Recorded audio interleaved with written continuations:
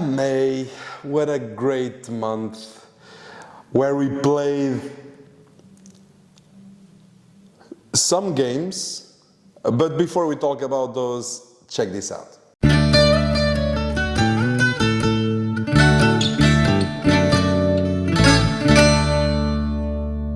Hello guys, here it's Emmanuel from DiceTuga, and this is my new intro.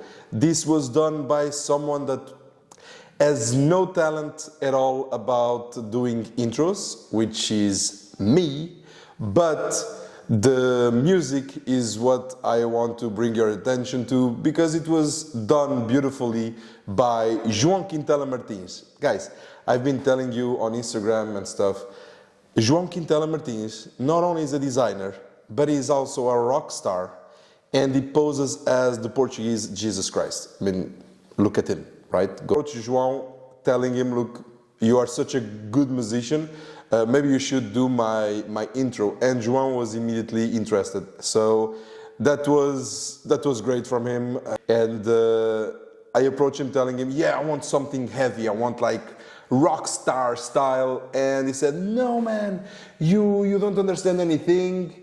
And your name is DiceTuga, so you have dice, you have tuga, you should have Portuguese elements. And so, as you can hear, we have the Portuguese guitar. And so, yeah, that's how he came up with the idea, he came up with the song. It was done all by him. So I am very lucky to be surrounded by these incredible people. Ricardo for the logo, João for the music, and all the others that I know in the hobby that have helped me already quite a lot. So João, this song is great. People that heard are enjoying it a lot. So man, thank you. It was a huge pleasure to work with you, and let's see what the future holds. So now let's jump to the games that I played this month, and unfortunately I didn't play a lot. Yeah, sometimes life gets in between and you should not stress out or lose your energy. Just don't do it, and that's it. Don't stress about it. Let's go for the games that I played this month. So the first two games I played with my group, and one of them was a game that when I started the hobby, a lot of people were praising it.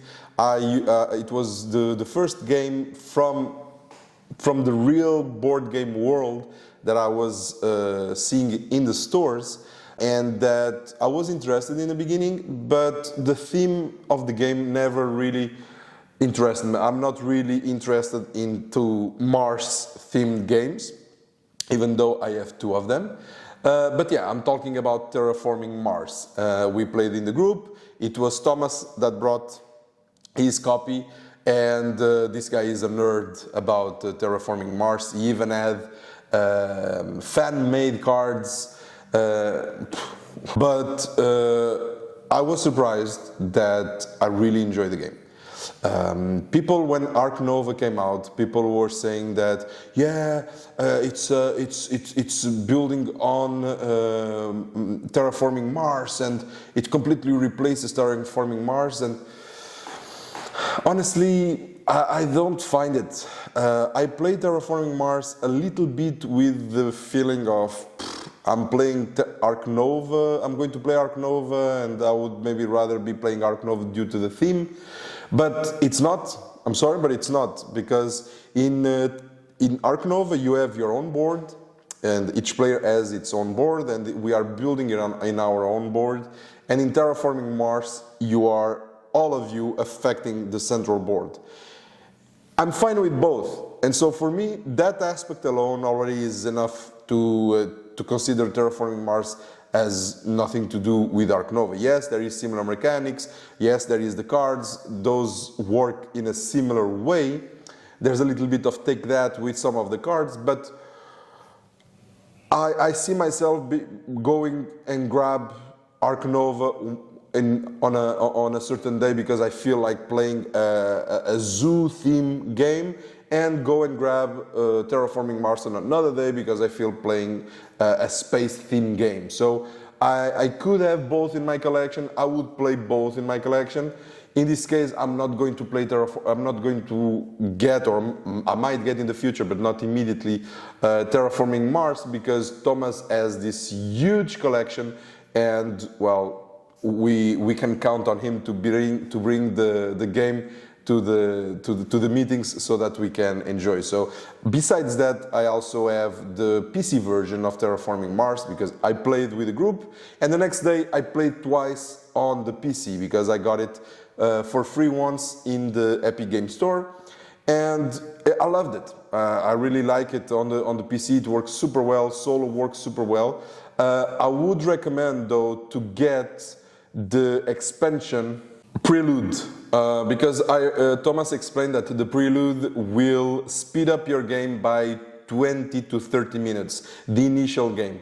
And if I would get Terraforming Mars right now, I would go for the Prelude as well, because at least on the board game version, not the PC version, but on board game version, we finished at 3 hours.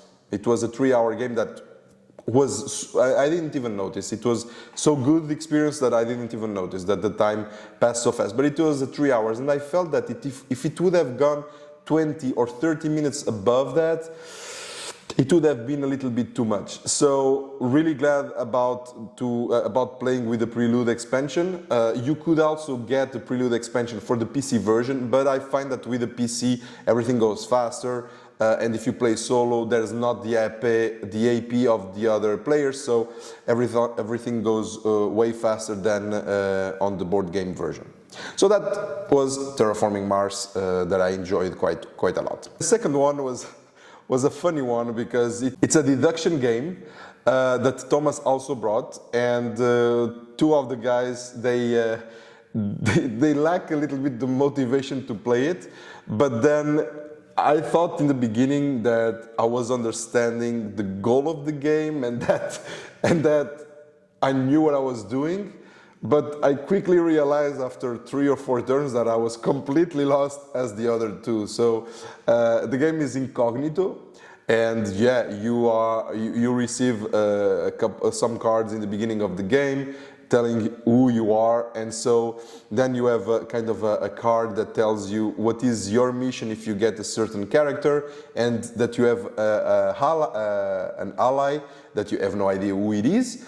And so the goal is that you need to first find the ally that is going to work with you to accomplish a mission that you guys need to figure out which one it is.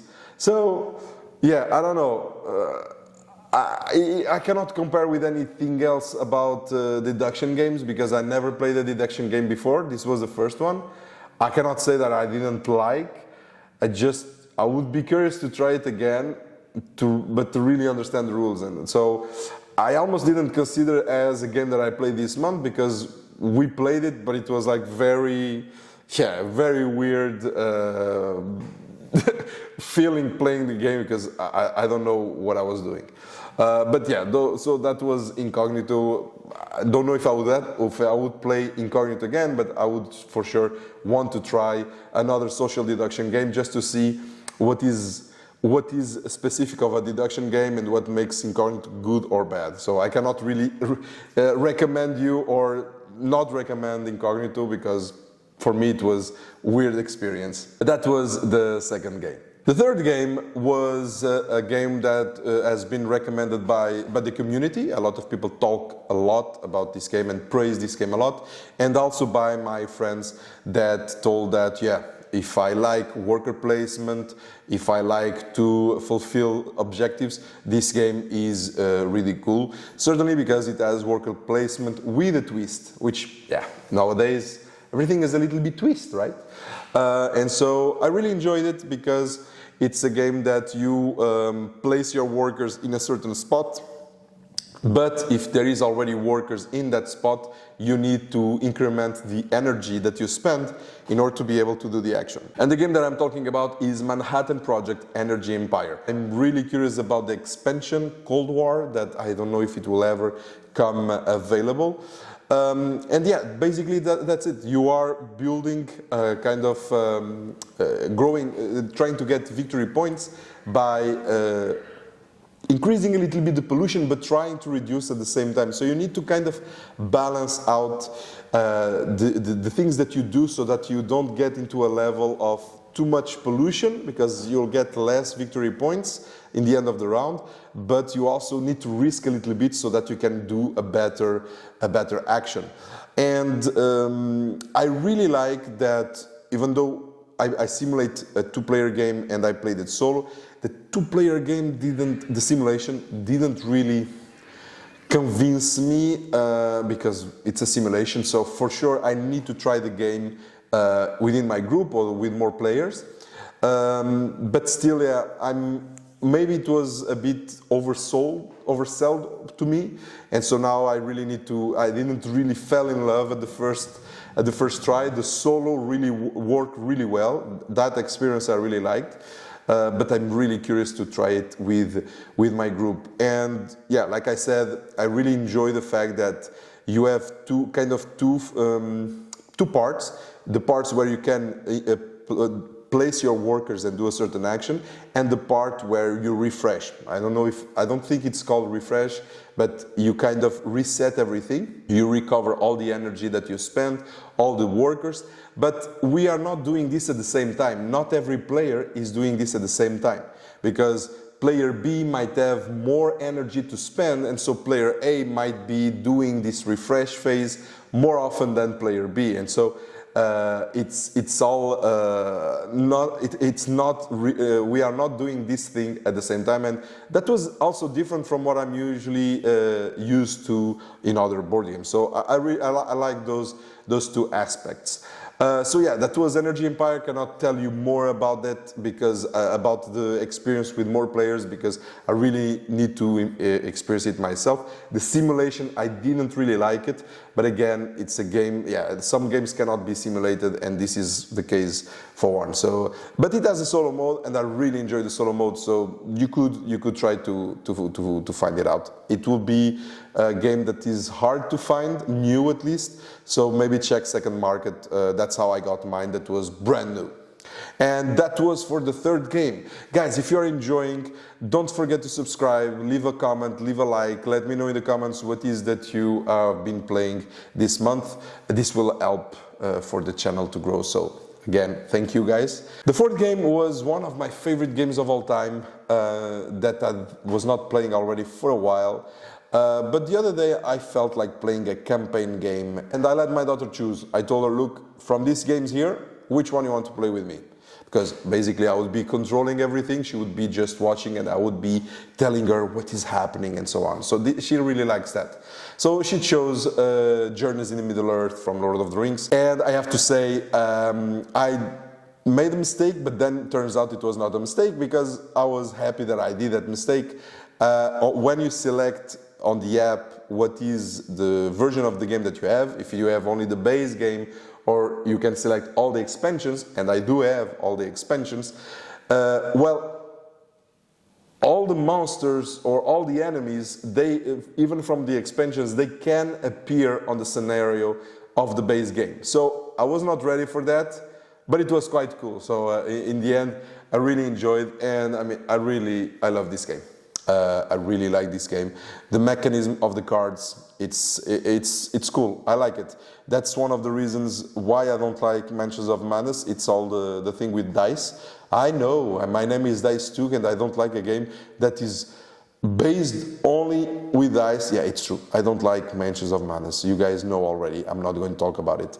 But with Lord of the Rings, Journeys in Middle-earth, you can have better control on what is going to happen, because there is no dice, but there is the cards, and the cards you can spend some kind of points to allow to turn a card into a positive or not. So I really like that mechanism, and playing it with my daughter, it was really cool for her to move the miniatures and to see the combat and so on. So it's a very immersive game that I really love. And yeah, there's not a lot more. We only played one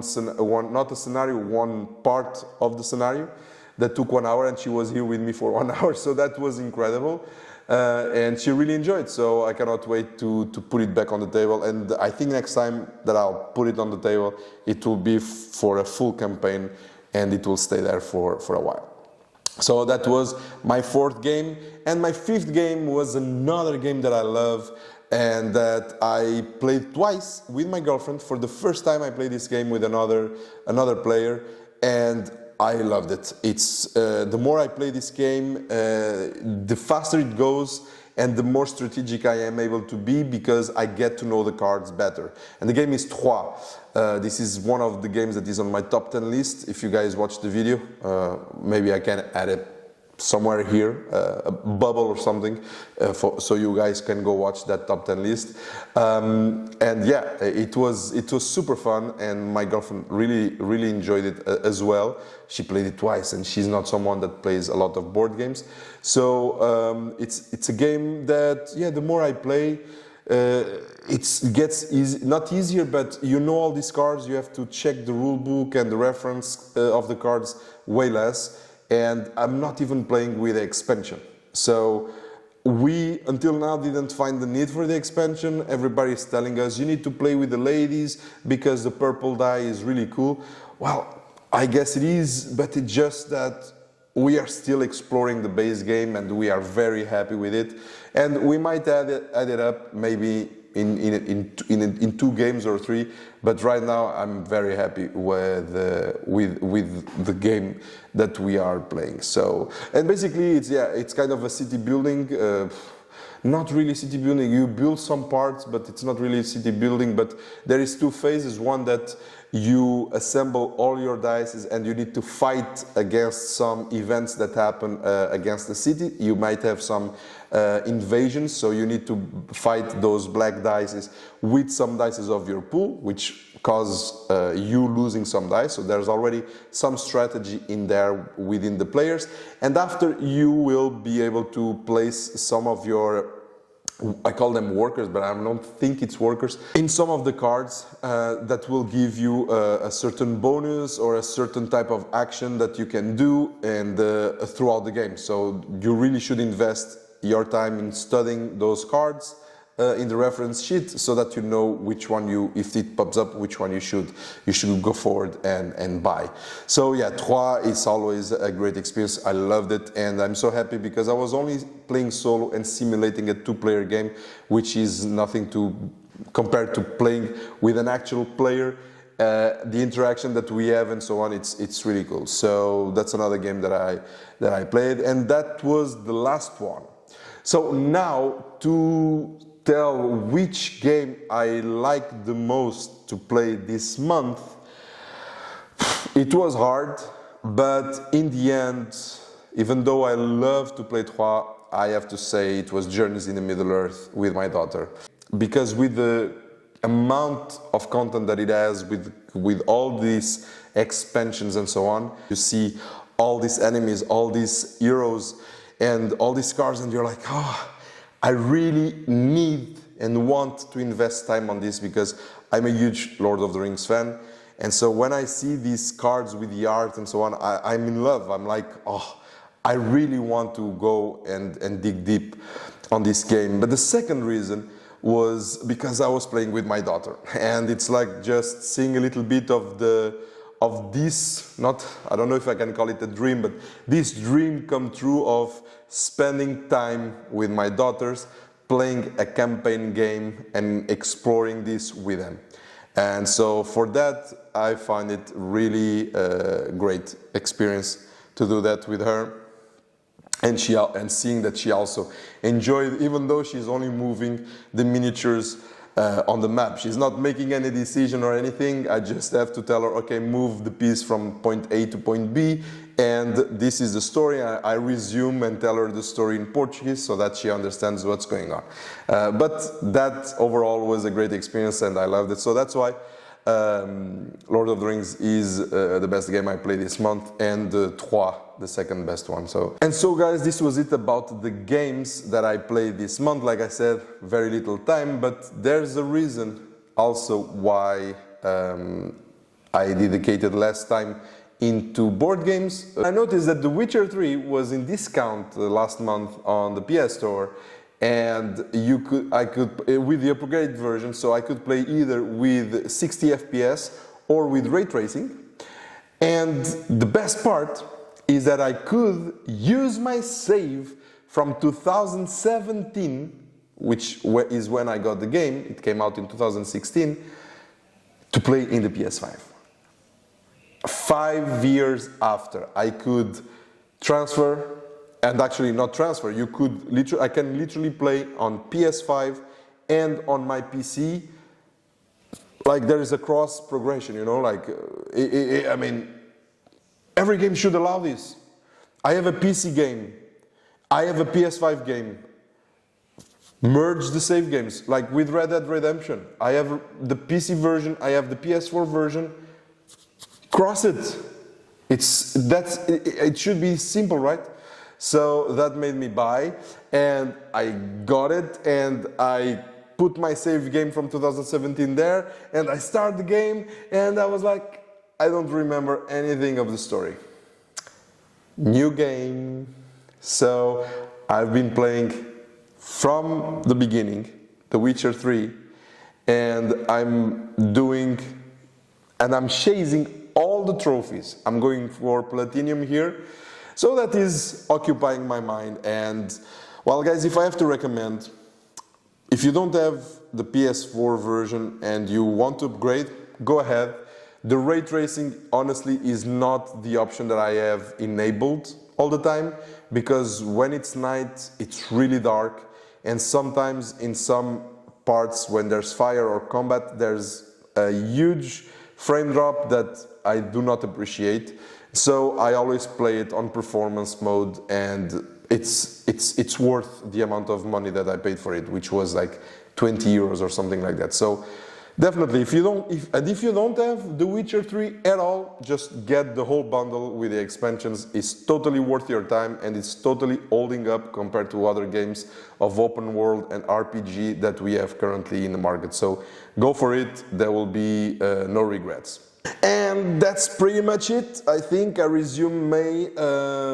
That's what happened. There's not a lot more to say. Don't know how June it will be, because it's freaking hot. And to be honest, when it's hot here in my dining room where I play my board games, I don't feel like playing board games when it's hot like this. I just feel to be with a drink in my hand, iced tea, and not doing anything, or playing console. Playing console is fine.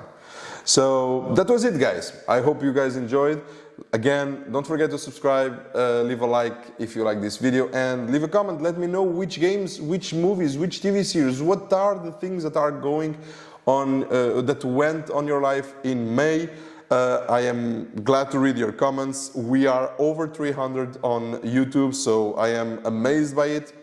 So again, thank you guys for your comments, for your support. And yeah, I guess that's it. So see you guys in the next video. Bye-bye.